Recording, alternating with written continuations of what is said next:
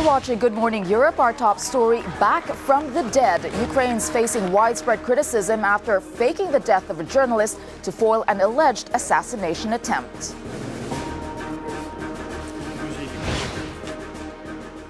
Now, Bill Browder is a free man, but 24 hours ago, this Kremlin critic wasn't looking too good for him. Now, it all started with a tweet from Browder himself. Belle in the Cube has all the details on this story. I do, Tessa. And remember, of course, that Bill Browder is the guy who pushed through the US's Magnitsky Act, which punishes Russian human rights violators. He said that he was in Madrid to give evidence to a prosecutor on the Magnitsky case, which follows up on high-ranking Russian corruption. Now, we in the Cube were all here yesterday when Bill Browder started live tweeting his arrest in Madrid, this latest episode in his 13-year game of cat and mouse with the Russian government. This is the tweet that started it. Bill Browder in the back of a car on his way to the police station. 5 minutes later, he tweeted, half an hour rather later, he tweeted this. This is the arrest warrant. Why had he been arrested? Apparently on charges of fraud. Over the course of the next 2 hours, let's say, mentions of his account name spiked between up to almost 15,000 mentions, would you believe? Now, half an hour later, and this really becomes difficult to believe, he tweets this photo. He's just been released. This selfie, he says, Interpol had warned Spain not to follow through with the Russian arrest warrant.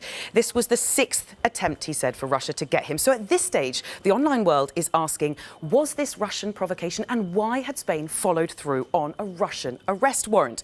Well, Spain's police said they'd just been following protocol. And once they'd realised that this Russian arrest warrant wasn't valid, they had released him. Interpol HQ saying that there had never been an arrest warrant for him, confusing things further. Bill Browder is now back in London.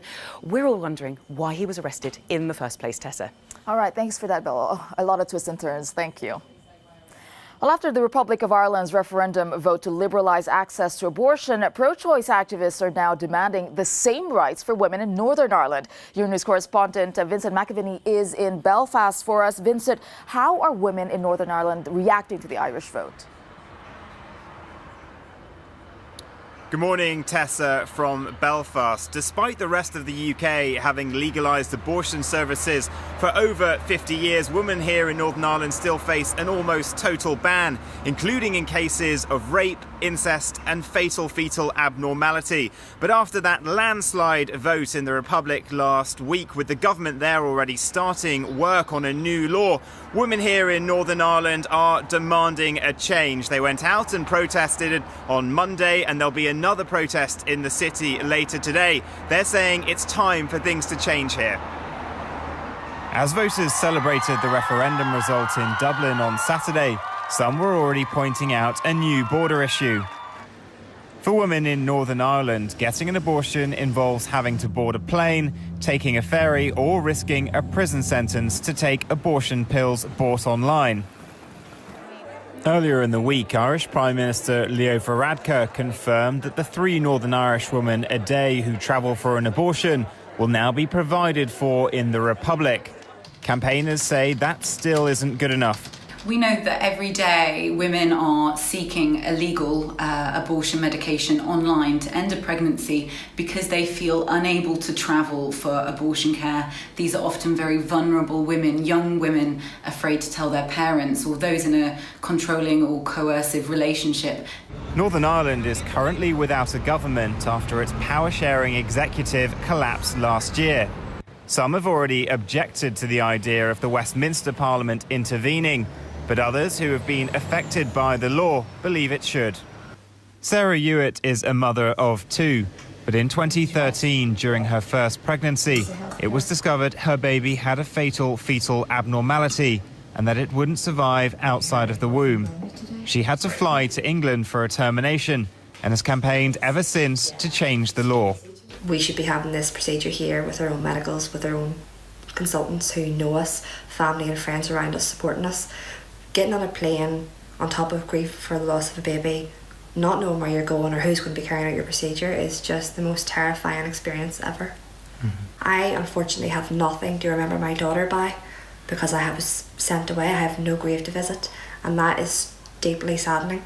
I went back to my GP when I came home to try and find out if this was a hereditary thing, as another member of my family had the baby with the same condition, and unfortunately it's not me that they need to do the testing on. It's just a horrible, horrible situation. The babies aren't offered a birth certificate nor a death certificate. They're just not recognised at all, and that's so wrong. The complicating factor in all this place though, you might be able to just about see it through the fog, is Stormont. There hasn't been a government working here for over a year. It's up to Theresa May to try to change this law, but the people that control this place, the DUP, also give her majority in Westminster, and she may have to risk her government to change this. All right, thank you for that, Vincent McAviney reporting there.